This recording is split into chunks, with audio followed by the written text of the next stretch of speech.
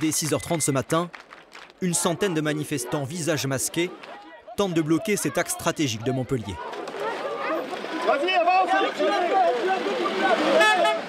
Les forces de l'ordre empêchent toutes les tentatives de barrage. Les consignes de la préfecture sont claires. Aucun blocage ne sera toléré dans la journée. Tentative de blocage aussi dans le centre-ville de Montpellier. Des groupes autonomes tentent toute la matinée d'occuper les rues de l'Écusson. Et devant les lycées, comme ici à Georges Clemenceau, la jeunesse est mobilisée. Il y a moins de budget chaque année donné pour l'éducation nationale, l'éducation, la culture, etc. Le pass culture a encore été baissé cette année. À Nîmes, c'est sur un rond-point que la colère s'exprime. Aujourd'hui, c'est 10 km/h, il y a une manif cet après-midi, si vous voulez venir, il faut se mobiliser. Ici, on souhaite enfin être entendu.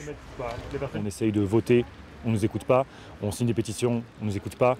On fait des assemblées citoyennes pour le climat, on ne nous écoute pas. Il est temps, disent-ils, que le gouvernement en prenne en compte leurs difficultés.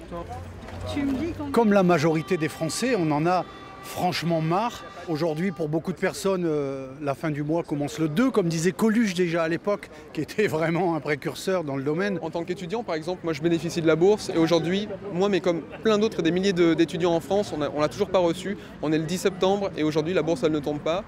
Du côté des manifestants catalans, en revanche, la colère a trouvé moins d'écho. Ici, à la frontière franco-espagnole, à peine une vingtaine de personnes se sont rassemblées. C'est pas fini, c'est le début.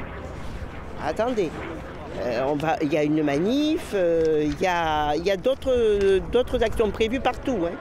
Partout, y compris dans l'Aude où un cortège a défilé ce matin à Narbonne.